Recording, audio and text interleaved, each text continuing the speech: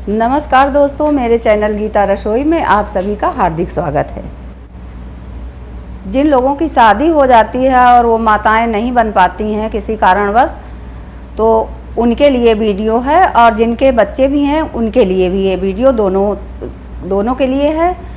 और जो मतलब माता नहीं बन पाती हैं, तो शादी होने के बाद साल 2 साल बाद सबका वो होता है कि हम मम्मा बने, तो वो लेडीज़ें माँ नहीं बन पाती हैं, तो उनके लिए ये संतान सप्तमी का व्रत बहुत ही ज़रूरी है। इससे आपको संतान प्राप्ति हो सकती है, हो नहीं सकती है बिल्कुल, मतलब 100%। अगर आप अच्छे मन से अच्छे उससे पूजा करेंगे संतान सप्तमी की, तो आपको पुत्र या पुत्री की प्राप्ति हो जाएगी। तो यह व्रत संतान सप्तमी का भादो मास की शुक्ल पक्ष यानी सप्तमी को करना है। और किस तरीके से करना है उसकी मैं विधि आपको पूरी तरीके से बताऊंगी, और ये वीडियो आपको पूरा देखना है। इसी से आपको मालूम होगा कि ये किस तरीके से व्रत करना है। अगर आपको पहली बार से, मतलब आप नहीं रह रही हैं, आप पहली बार से उठाना चाह रही हैं इस भादो मास में शुक्ल पक्ष की सप्तमी को, तो आप पहले ये मेरा बंधा हुआ है 7 धागे, यानी सप्तमी 7 धागे से ये बंधा हुआ है। धागा 7 धागे हैं इसमें, और 7 ही गांठें बंधी हुई हैं। ये मैं पूरा भादों से पहने हुए हैं, संतान सप्तमी से, पिछली संतान सप्तमी और इस बार भी अब संतान सप्तमी भादों में आने वाली है, तो ये तभी मतलब उतरेगा और दूसरा बंधेगा। ये सफ़ेद रंग का धागा होता है, मोटा वाला, और इसको पीले रंग से रंग लिया जाता है। सफ़ेद नहीं रखा जाता है, इसको पीले रंग से आप रंग लें या पीली हल्दी से रंग लें। और दोस्तों, धागे से रहने के बाद जैसे ही आपको पुत्र या पुत्री की प्राप्ति होती है, तो आपको संतान सप्तमी की ये चूड़ी यानी 1 तोला यानी 1.25 तोला, 1 तोला और 25 ग्राम की ये चूड़ी आपको बनवानी है पुत्र होने के बाद। और जब पुत्र की प्राप्ति हो जाए, तो इसमें मुंडन, छेदन और जो कार्यक्रम मतलब आप करते हैं, तो उसका 1.25 तोला इसमें डलवाना है। तो यह चूड़ी बहुत ही ज़्यादा मोटी हो जाती है। फिर इसको जब व्रत वो हो जाता है, आपका पूरा हो जाता है, और पूरे जब तक आप जिंदा रहती हैं तब तक आपको करना है। और इसकी जो ये चीज़ है, ये 7 बनी हुई, एक तरफ धाराएं 3 हैं, इस तरफ 3 हैं, इस तरफ 4 हैं। तो इनको कटवा करके, इनको आपको संतान सप्तमी की ये चीज़ कटवा करके आपको इनको अपने पास रखना है। और जो ये चूड़ी है, तो जैसे कोई मानदान है, घर में बहन बेटियां हैं, नंदे हैं, मतलब मानदान को ये चूड़ी दान कर दी जाती है। तो ये चूड़ी मानदान को दे करके, ये चूड़ी का बनवाया हुआ पैर में नहीं पहना जाता है। ये हाथों के मतलब पैरों के लिए नहीं पहना जाता है। जैसे अंगूठी बनवा लो, चैन बनवा लो, या कोई कुछ चीज़ मतलब और चीज़ बनवा लो, ये पैरों में पायराल बनवा करके नहीं पहनी जाती है। शिव और पार्वती जी की आपको पूजा करनी है। शिव जी और पार्वती जी को आप की मूर्ति, शिव पार्वती की मूर्ति बनी बनाई बाज़ारों में मिलती है, उसको आपको खरीद करके उन्हीं शिव और पार्वती की पूजा करनी है, शंकर पार्वती की। अब हम आपको विधि बताते हैं कि इसमें क्या क्या लगता है। अब कथा पूजन की सामग्री: कदली खम्भ, आम पल्लव, पंच पल्लव, कलश, यज्ञोपवीत, लाल वस्त्र, सफ़ेद वस्त्र, तंदुल, कुमकुम, गुलाल, मंगलिक, गुड़, धूप, पुष्पादि, तुलसी दल, फल, तांबूल, नाना फलानी मतलब मौसम के फल, माला, पंचामृत, नैवेद्यार्थ, प्रसाद पदार्थ, गोधन चूर्ण, गुड़ान्न, रंगीन आटा, दीपक, भगवान की मूर्ति यानी भगवान की मूर्ति, शिव और पार्वती जी की मूर्ति, लौंग, इलायची, दूब तो बहुत ज़रूरी होता है, कपूर, केसर, मंडप, उपयोग, साहित्य, द्रव्य, दक्षिणा। जो पंडित से आप पढ़वाते हैं तो उसको दक्षिणा देना बहुत ही ज़रूरी है। ठीक हो गया। अब ये संतान सप्तमी की व्रत कथा है, ये मैं आपको बताऊंगी कि इसको कैसे पढ़ना है और कैसे सुनना है। आपको पंडित बुलवा करके ये संतान सप्तमी की व्रत कथा को सुनना है। ये भाद्रप्रद मास के शुक्ल पक्ष सप्तमी को किया जाता है। यह भाद्रप्रद मास के शुक्ला पक्ष सप्तमी को किया जाता है। एक दिन महाराज युधिष्ठिर ने भगवान से कहा कि हे प्रभु, कोई ऐसा उत्तम व्रत बताइए जिसके प्रभाव से मनुष्यों को सांसारिक दुख क्लेश दूर होकर पुत्र एवं पौत्रवान हो। यह सुनकर भगवान बोले, हे राजन, तुमने बड़ा ही उत्तम प्रश्न किया है। मैं तुमको एक पौराणिक इतिहास सुनाता हूँ, ध्यान पूर्वक सुनो। एक समय श्री लोमस ऋषि ब्रजराज की मथुरापुरी में वसुदेव देवकी के घर गए। ऋषिराज को आया हुआ देख करके दोनों अत्यंत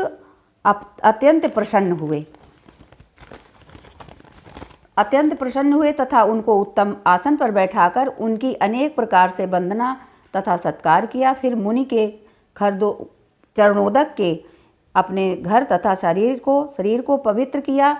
मुनि प्रसन्न होकर उनको कथा सुनाने लगे। कथा के कहते कहते लोमस ऋषि ने कहा कि हे देव की दुष्ट दुराचारी कंस ने तुम्हारे भाई पुत्र मार डाले हैं, जिनके कारण तुम्हारा मन अत्यंत दुखी है। इसी प्रकार राजा नहुष की पत्नी चंद्रमुखी भी दुखी रहा करती थी, किंतु उसने संतान सप्तमी का व्रत विधि पूर्वक सहित किया, जिसके प्रताप से उनको संतान का सुख प्राप्त हुआ। यह सुनकर देवकी ने हाथ जोड़कर मुनि से कहा, हे ऋषिराज, कृपा करके रानी चंद्रमुखी का संपूर्ण वृतांत, इस व्रत का विधान विस्तार पूर्वक बताइए और समझाइए, जिससे मैं भी इस दुख से छुटकारा पा सकूं। लोमस ऋषि ने कहा, हे देवकी, अयोध्या के राजा नहुष थे, उसकी पत्नी चंद्रमुखी अत्यंत सुंदरी थी। उसी नगर में विष्णुगुप्त नाम का एक ब्राह्मण रहता था। उसकी स्त्री का नाम भद्रमुखी था, वह भी अत्यंत रूपवान सुंदरी थी। रानी और ब्रह्माणी के अत्यंत प्रेम था। एक दिन दोनों सरयू नदी में स्नान करने निमित्त गईं। वहां उन्होंने देखा कि अन्य बहुत सी स्त्रियां सरयू नदी में स्नान कर रही हैं।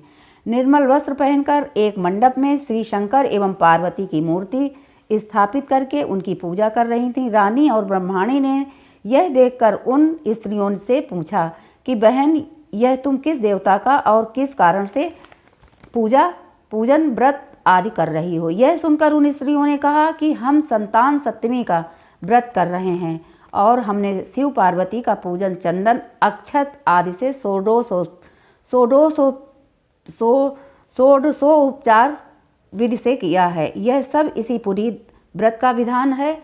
यह सुनकर रानी और ब्रह्माणी ने भी इसी व्रत के करने का मन ही मन संकल्प किया और वापस लौट आई। ब्रह्माणी भद्रमुखी को इस व्रत को नियम पूर्वक करती रही, किंतु रानी राजमत के कारण इस व्रत को कभी भूल जाती। कुछ समय बाद वह दोनों मर गईं। दूसरे जन्म में रानी ने बंदरिया और ब्रह्माणी ने मुर्गी की योनि पाई। इधर ब्रह्माणी मुर्गी की योनि में भी कुछ नहीं भूली और भगवान शंकर तथा पार्वती जी का ध्यान करती रहीं। उधर बंदरिया की योनि में सब कुछ भूल गई। थोड़े समय के बाद इन दोनों ने यह देह त्याग दिया। फिर इनका तीसरा जन्म फिर मनुष्य योनि में हुआ। उस ब्रह्माणी ने तो एक ब्राह्मण के यहाँ कन्या के रूप में जन्म लिया तथा रानी ने एक राजा के यहाँ राजकन्या के रूप में जन्म लिया। उस ब्राह्मण कन्या का नाम भूषण देवी रखा गया तथा विवाह योग्य होने पर उसका विवाह गोकुल निवासी अग्निझील नामक ब्राह्मण से कर दिया। भूषण देवी इतनी सुंदर थी कि वह आभूषण रहित होते हुए भी इतनी सुंदर लगती थी कि कामदेव की पत्नी भी रति के सम्मुख ल जाती थी। भूषण देवी के अत्यंत सुंदर सर्वगुण संपन्न चंद्रमा के समान धर्मवीर कर्मनिष्ठ सुशील स्वभाव वाले 8 पुत्र उत्पन्न हुए। यह शिव के प्रताप का ही पुनीत फल था। दूसरी ओर शिव विमुख रानी के गर्भ से कोई भी पुत्र नहीं हुआ। निसंतान दुखी रहने लगी वो। रानी और ब्रह्माणी में जो प्रीति पहले जन्म में थी वह अब भी बनी रही। रानी और वृद्धावस्था को प्राप्त होने लगी।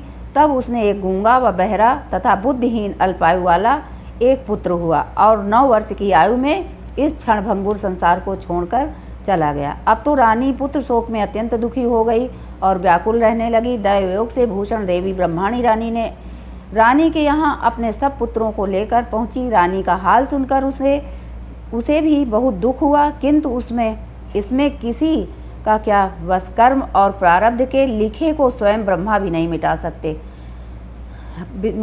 हैं। रानी कर्मच्युत भी थी, रानी कर्मयुत भी थी, इसी कारण उसे यह दुख देखना पड़ा। इधर रानी उस ब्रह्माणी के इस वैभव और 8 पुत्रों को देखकर उससे मन ही मन ईर्ष्या करने लगी तथा उसके मन में पाप उत्पन्न हुआ। उस ब्रह्माणी ने रानी का संतान दूर करने के निमित्त अपने 8 पुत्र रानी के पास छोड़ दिए। रानी ने पाप के वशीभूत होकर उन ब्राह्मण पुत्रों की हत्या करने के विचार से लड्डू में विष यानी जहर मिलाकर उसको खिला दिए, परंतु भगवान शंकर की कृपा से एक भी बालक की मृत्यु नहीं हुई। यह देखकर तो रानी अत्यंत ही आश्चर्यचकित रह गईं। इस रहस्य का पता लगाने की मन में ठान ली। भगवान की पूजा सेवा से निवृत्त होकर जब भूषण देवी आई तो रानी ने उससे कहा कि मैंने तेरे पुत्रों को मारने के लिए इनको जहर मिले लड्डू खिला दिए, किंतु इनमें से एक भी नहीं मरा। तूने ऐसा कौन सा दान पुण्य व्रत किया जिसके कारण तेरे पुत्र भी नहीं मरे और तू नित्य नए नए सुख भोग रही है और तू बड़ी सौभाग्यवती है। इस सब का भेद तू मुझे निष्कपट होकर समझा।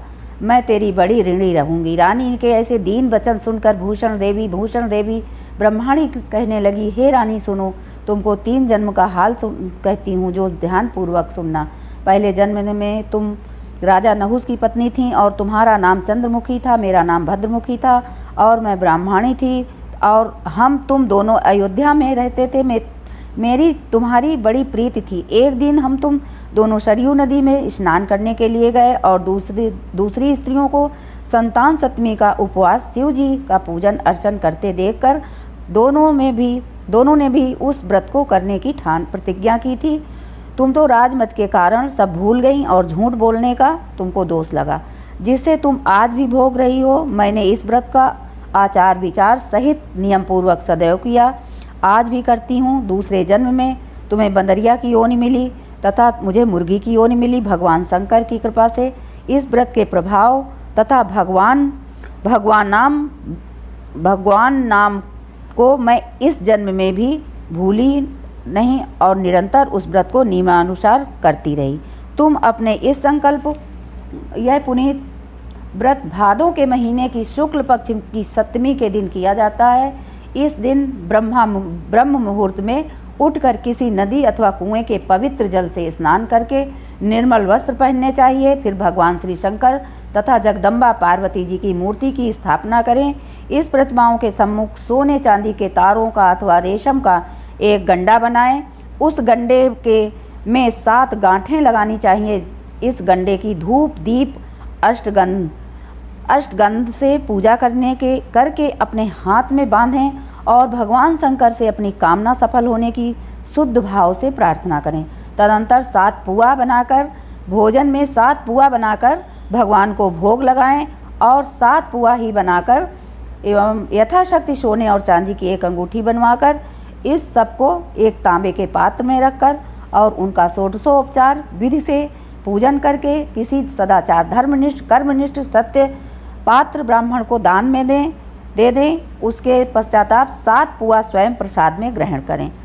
इस प्रकार इस व्रत का पारायण करना चाहिए। प्रतिमास की शुक्ल पक्ष की सप्तमी के दिन हे देवकी, इस व्रत को इस प्रकार नियमापूर्वक करने से समस्त पाप नष्ट होते हैं और भाग्यशाली संतान उत्पन्न होती है तथा अंत में शिवलोक की प्राप्ति होती है। हे देवकी, मैंने तुमको संतान सप्तमी का व्रत संपूर्ण विधान और विस्तार पूर्वक वर्णन कर दिया है। इसको अब तुम नियमापूर्वक करो, जिससे तुमको उत्तम संतान की प्राप्ति होगी।